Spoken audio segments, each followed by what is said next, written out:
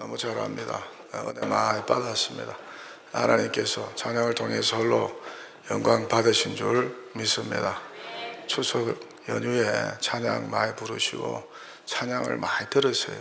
찬양하는 것은 성령 충만의 증거고, 찬양하면 육신과 영혼에 좋은 일, 신기한 일, 신비한 일이 많이 일어나는 줄 믿습니다.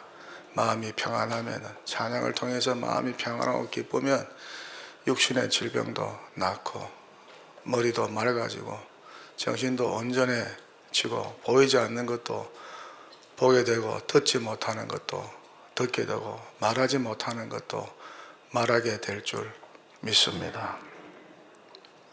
얀 페이버 박사가 이끄는 미국 알베르트 아인슈타인 의대 연구팀이 전 세계의 연령대 사망률과 생존율을 분석한 결과를 과학 학술지인 네이처지에 발표를 하였습니다. 인간이 살 수 있는 최장 수명이 115세라고 발표하였습니다. 하지만 어떻습니까? 대부분 이 나이까지 살지 못해요. 100살 넘기기 어려워요. 그렇게 인생은 길지 못해요. 짧아요. 금방입니다. 성경은 인생이 70이요 강건하면 80이라고 하죠. 80 넘으면 이제 갈 준비하고 살아야 합니다. 80 넘어 사는 것은 강건하다는 증거이고, 하나님이 특별하게 인생에게 주신 보너스입니다. 그렇다면 이 땅에서 사는 날이 이제 몇 년 남았을까? 하숙생으로 사는 삶이 몇 년 남았을까? 나그네로 사는 인생이 몇 년 남았을까? 이스라엘의 건국 조상 야곱은 인생을 나그네로 정의를 하죠. 그렇게 인생은 금방 지나갑니다. 10년 금방입니다. 해가 서산으로 금방 기울어요.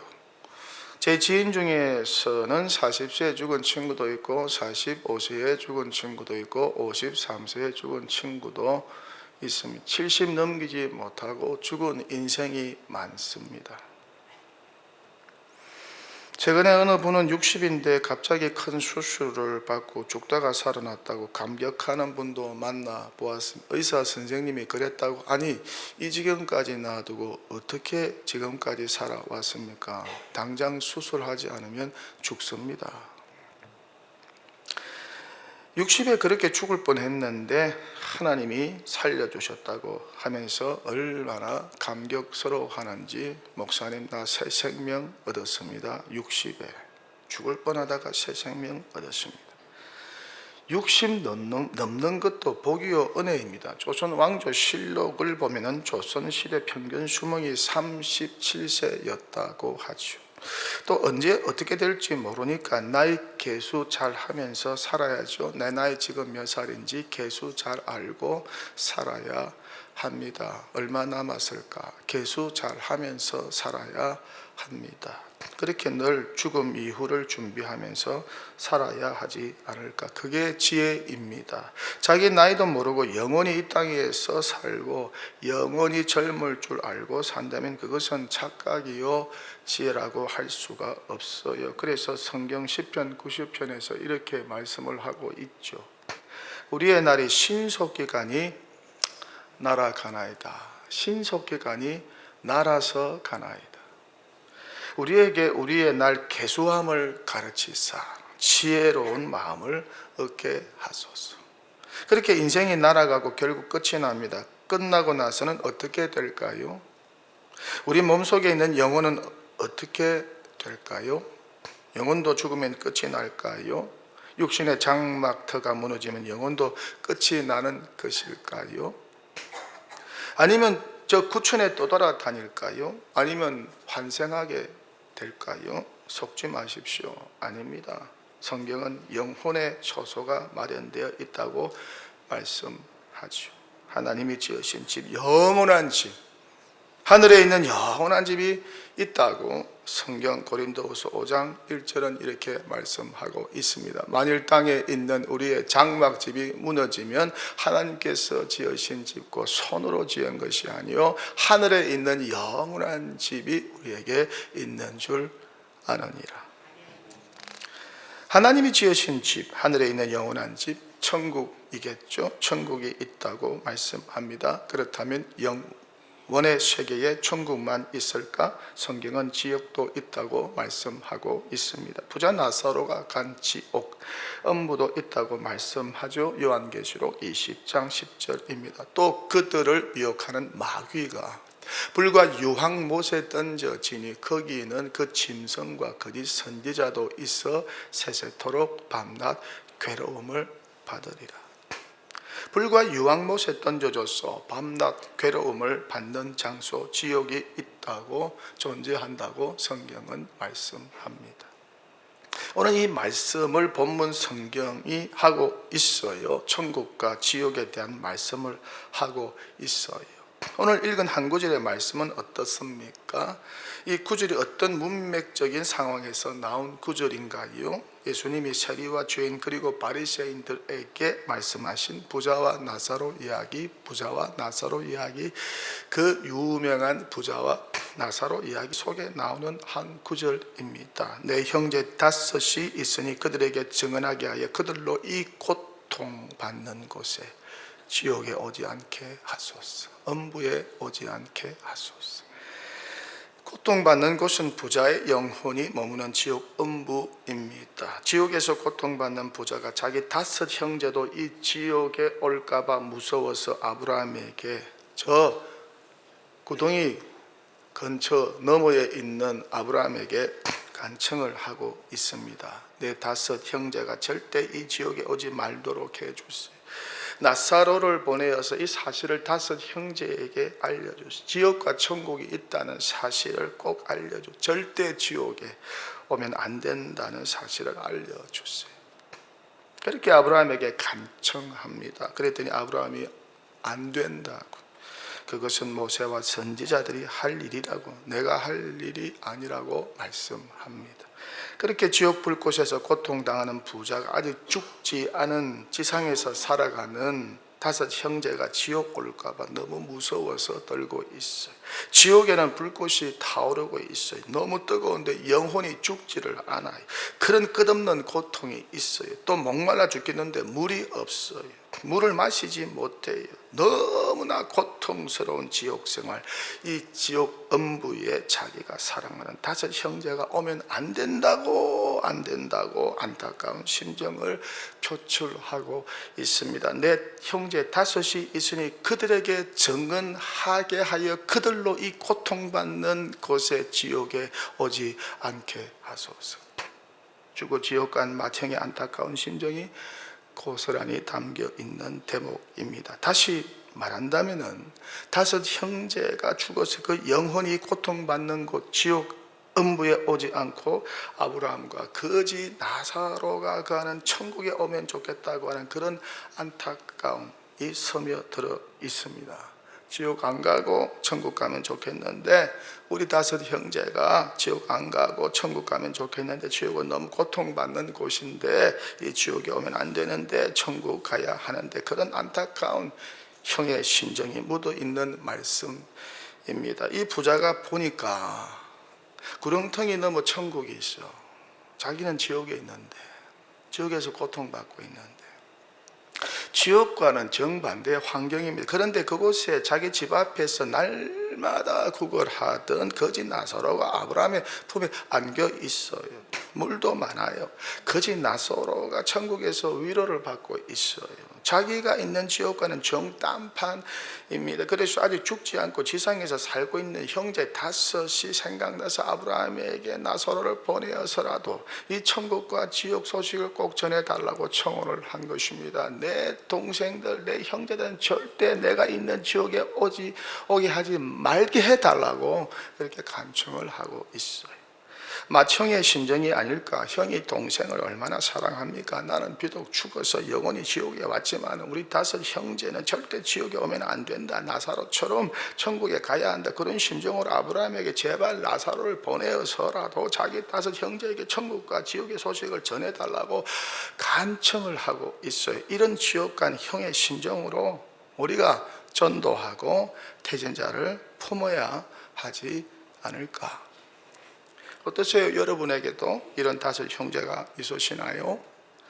천국과 지옥 소식을 모르는 형제, 아주 예수 믿지 않고 있는 형제, 천국과 영생의 확신을 가지고 있지 못한 형제, 죽음 이후에 대하여서는 전혀 무관심한 형제, 눈에 보이는 세상의 쾌락만 쫓고 사는 형제, 죽음 이후에 인생이 맞이하게 될 천국과 지옥에 대하여 농담으로 여기고 우습게 생각하고 비아냥거리고 조롱하는 형제, 천국과 지옥에 관해 이야기하면 무식하다고 조롱하는 형제, 죽음 이후에 하나님의 심판에 대하여 전혀 감각이 없는 형제, 두려움이 없는 형제, 그런 자매, 그런 친구, 그런 부모, 그런 자녀, 그런 이웃이 없는지. 죽고 나서 이 사실을 안다면 때는 이미 늦었어요. 후회해도 돌이킬 수가 없어요. 지옥에서 천국으로 건너갈 수가 없어요.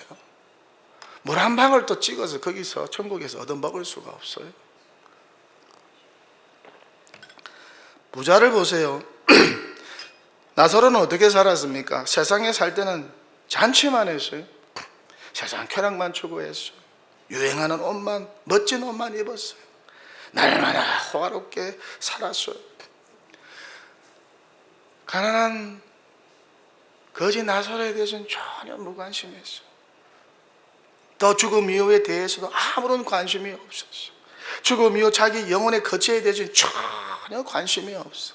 자기 사는 집에만 관심이 있어. 호화롭게 꾸미는 데만 관심이 있어. 그런데 죽고 나니까 모든 게 끝난 줄 알았는데 그게 아닙니다. 자기 영혼은 죽지 않고 살아서 지옥으로 온 것입니다. 불꽃이 있는 것, 뜨거운데 죽지 않고 고통만 있는 것, 뜨거움으로 목이 타는데 물이 없는 것, 이 지옥에서 자기 영혼이 너무나 고통받는 것입니다. 영원토록 고통을 받아요. 그 영혼이 죽지 않아요. 얼마나 불쌍합니까? 얼마나 괴로울까? 죽음 이후에 내 영혼이 갈 자리를 잘 준비하고 살아야 합니다. 이 사람이 최고 지혜로운 사람입니다. 요 자리만 준비해서는 안 됩니다. 영혼의 거처를 늘 준비하며 살아야 해요. 죽음이 언제 닥쳐올지 몰라요. 몸뚱아리는 영혼이 머무는 장막터에 불과합니다. 이 몸뚱아리에 너무 투자하지 마세요. 이거. 다 썩어 문드러질 것들이에요. 이거. 이 몸뚱아리. 우리 육신이 머무는 집을 가지고 갈 사람 아무도 없어요. 아파트 치고 여러분 이 땅을 떠날 사람 어디 있겠어요? 숨이 멎으면 몸은 땅에 묻히는 겁니다. 장막터는 땅속으로 사라지는 겁니다. 하지만 영혼은 어떻습니까? 살아서 두 처소로 갑니다. 천국이 아니면 지옥입니다. 이왕 갈까 천국 가야지. 지옥 가면 어떻게 되겠어요? 부자처럼 날마다 후회하고 날마다 고통하면서 사는데 물 한 방울도 먹지 못하고 타는 목마름으로 괴로운 가운데 사는데 그 지옥에 가면 어떻게 되겠냐고요. 우리 예수님은 모든 인생이 다 천국 가길 원하셔요. 그래서 하늘 영광 보좌 버리시고 이 천국과 지옥 소식 전하기 위해서 이 땅에 오신 거 아니겠어요? 그러니 살아있을 때 천국 영생에 대한 확신 가지고 살아야죠. 그러면 어떻게 우리 영혼이 죽음 이후에 천국에 입성할 수 있나요? 예수 믿으면 천국 가는 것입니다. 할렐루야. 죄악의 문제가 해결되었으니까 예수 믿고 이렇게 된 하나님의 백성은 죽어도 다 그 영혼이 천국에 입성하는 것입니다. 새 장막 트인 하늘에 있는 영원한 집으로 가는 것이죠. 그곳에서 영생 복락 누리며 영원토록 살게 되는 것 아니겠어요? 믿습니까? 그렇게 천국은 아무나 가는 곳이 아닙니다. 천국은 교회는 아무나 와도 천국은 아무나 가는 곳이 아닙니다. 잘 들으세요. 교회는 아무나 와도 천국은 아무나 가는 곳이 아닙니다. 의만 가는 곳입니다. 죄 있는 사람 가지 못해요. 그렇다면 어떻게 죄인이 의롭게 될 수 있나요? 예수 십자가의 공로를 믿으면 가능한 것이죠. 할렐루야. 그렇게 예수 믿으면 의인이 되는 것이죠. 예수님이 십자가에서 우리 죄값을 대신 다 치루어 주셨으니까.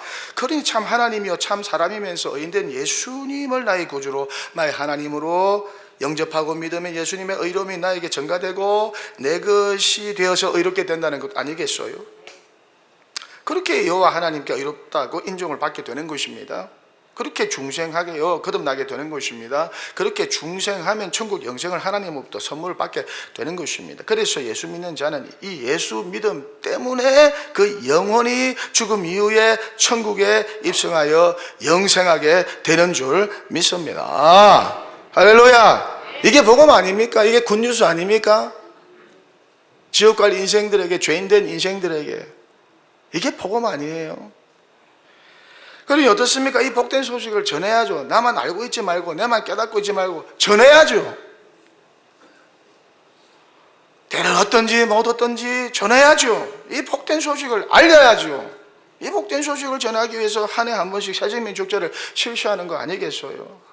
아직 예수 믿지 않는 분들, 구원의 확신, 죄사함의 확신, 천국 영생의 확신이 없는 분들을 교회로 초청하여 지옥에 있는지 천국에 있는지도 모르고 사는 분들을 교회로 초청하여서 이 천국과 지옥에 대하여 전하고 듣게 하는 것입니다. 복음을 전하고 듣게 하는 것입니다. 일로 인하여서 본인으로 하여금 결단하게 하는 것입니까? 믿고 안 믿고는 전적인 본인의 선택인 것이죠. 먼저 믿는 우리는 그저 전도하고 태신자를 품고 작정하여 교회로 인도하는 것입니다. 그렇게 교회 사명의 1순위가 뭐라는 것입니까? 전도라는 것이죠.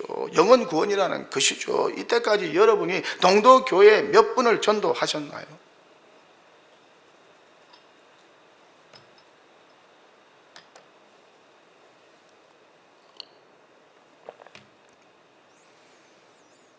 전도와 예수 믿는 분이 몇 분이나 되나요? 그가 동도교회에서 예수 믿어 세례받고 중생하여 집사가 되고 권사가 되고 장로가 된 분이 있습니까? 그렇게 메이드인 동도교회, 메이드인 동도처치, 동도교회를 통하여 예수 믿고 신앙생활을 하고 지금도 동도교회 안에 남아있는 성도가 있나요? 한번 떠올려 보세요.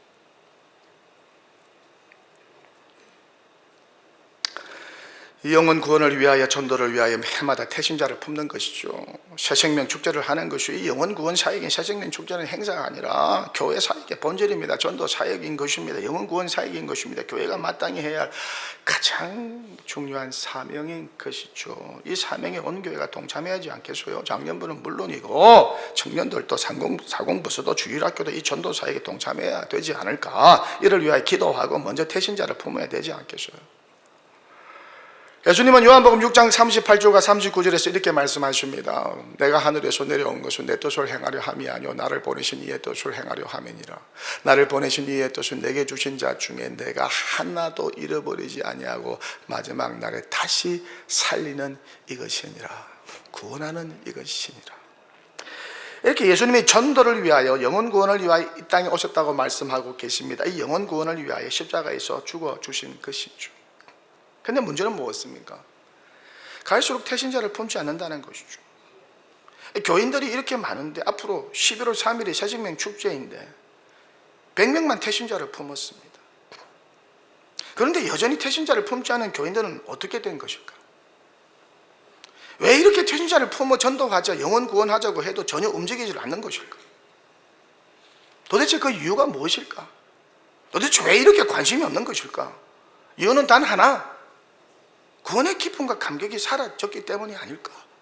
구원의 감격과 기쁨이 없어요. 다 사라졌어요. 아니면 영혼이 병든 것이 아닐까? 영혼에 무언가 문제가 있으니까 그런 것이 아닐까? 여자가 결혼했으면 아이를 낳아야죠. 그게 정상 아닙니까? 그런데 아이를 낳지 못해요. 그러면 몸에 무엇인가 문제가 있다는 것이 아니겠어요? 그럼 의사 찾아가서 점검을 받아야죠. 체크를 해야죠. 영적인 잉태와 출산도 마찬가지입니다. 태신자를 품지 못한다는 것은 그 영혼에 뭔가 문제가 있다는 것이죠. 그것을 발견하여 새롭게 하자는 것이, 그것을 발견하여 우리의 심령을 귀경하자는 것이 새생명 축제의 또 다른 목적이라고 할 수가 있어요. 꼭 새생명 축제가 교회 밖에 있는 사람들을 위한 집회가 아니라는 것입니다. 교회 안에 있는 기존 신자들을 위한 집회일 수도 있다는 것입니다. 자신의 영적 상태를 점검한다는 것이죠. 건강한지 그렇지 않은지를 점검한다는 것이죠. 전도하는 거 보면은 그 사람의 영적 상태를 알 수 있어요. 그 영혼이 문제가 있거나 정도로서면 전도하지 않아요. 다른 것에 관심을 가지게 되지요. 정말 쓸데없는 일에 관심을 가지게 되지요. 정말 유치한 일에 관심을 가지게 되지요. 저와 여러분의 관심은 도대체 어디에 있단 말입니까? 과연 동도교회는 전도에 관심이 있는 교회일까? 영혼 구원에 관심이 있는 교회일까? 죄인이 예수 믿고 구원받았어. 천국 영생을 선물로 하나님께 받았습니다. 이 얼마나 감격스럽고 기쁩니까? 나 같은 죄인이 나같이 지옥 갈 인생 예수 믿고 구원받았어. 이렇게 되어서 하나님의 자녀가 되었습니다. 천국 백성이 되었습니다. 영생을 선물로 받게 되었습니다. 하나님의 진노와 심판에서 면제되었습니다. 이 얼마나 기쁘고 좋습니까? 그런데 세월이 흘러가니까 그 처음 사랑 다 식어버린 것이죠. 어느 교회처럼 초대 에베소 교회처럼 주님과의 처음 사랑 다 잊어버린 건 아니겠어요? 그래서 에베소 교회는 주님의 책망을 이렇게 받고 있죠. 그러나 너를 책망할 것이 있나니 너의 처음 사랑을 버렸느니라. 그러므로 어디서 떨어졌는지를 생각하고 어디서 떨어졌는지를 생각하고 회개하여 처음 행위를 가지라. 만일 그리하지 아니하고 회개하지 아니하면 내가 내게 가서 내 촛대를 그 자리에서 옮기리라. 이 촛대를 그 자리에서 옮기리라. 무서운 말씀입니다. 무서운 경고입니다. 이렇게 구원의 감격과 기쁨도 없고 예수님과 처음 사랑도 식어지고 이제 남은 것은 그저 습관적으로 어쩔 수 없이 기계적으로 교회에 나오고 있는 것은 아닌지, 부모, 형제, 친구, 이웃, 일가 친척들의 영혼 구원에 대하여서는 전혀 관심이 없고 나만 천국 가면 됐지, 그런 이기적인 발상과 생각으로 신앙생활하고 있는 것은 아닌지, 예수님의 관심과는 전혀 딴 방향으로 교회 생활하고 있는 것은 아닌지, 매 주일마다 영광스러운 찬양을 부르는 찬양대원들은 어떻게 태신자를 품고 작정하여 제출을 하셨는지요. 태신자를 품기 전에 우리가 모두 대각성해야 합니다. 예수님과의 처음 사랑이 사라진 것에 대하여 대각성해요. 구원의 감격과 기쁨이 사라진 것에 대하여 대각성해요. 전도의 무관심한 것에 대하여, 영혼 구원의 무관심한 것에 대하여 대각성. 그렇게 말씀과 기도로 새롭게 거듭나야 합니다. 다시 구릉의 열정으로 불타올라야죠. 다시 한번 영적으로 재무장해야죠. 하나님의 전신갑주로 무장해야 되지 않겠어요? 우리 모두 해이해지고 나사가 풀어지지 않았는지 예수님 말씀합니다. 인자가 올 때에 세상에서 믿음을 보겠느냐? 인자가 올 때에 세상에서 믿음을 보겠느냐? 이를 위하여 우리는 기도하여서 성령 충만을 받아야 합니다. 그렇게 먼저 기도에 힘을 써야 합니다. 기도하고 성령 충만 받아야 전도할 수가 있어요.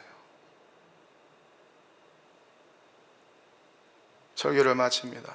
여러분의 다섯 형제는 누구입니까? 다섯 친구는 누구입니까? 다섯 이웃은 누구입니까? 다섯 일가 친척은 누구입니까? 지옥갈, 이대로 놔두면 지옥갈 그 영혼 다섯은 누구입니까?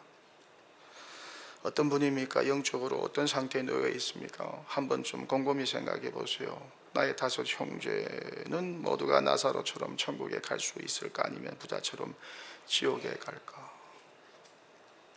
깊이 고민하고 기도하는 가운데 그들의 영혼을 태신자로 품고 태신자 등록 카드를 제출하고 2024년 새생명 축제 날인 11월 3일까지 그 영혼 구원을 위해서 쉬지 않고 기도하는 전도자, 기도하는 성도가 되면 얼마나 좋을까? 그렇게 많은 사람을 옳은 길로 인도하여 하늘의 별과 같이 빛나는 축복을 받게 되는 교회가 되면 얼마나 좋을까? 그렇게 예수님이 그렇게 기뻐하시는 전도의 사명에 헌신하는 자들이 많아지는 교회가 되면 얼마나 좋을까? 이런 전도의 축복과 열정과 사명으로 충만한 동도교회 되시기를 축원합니다. 축원합니다.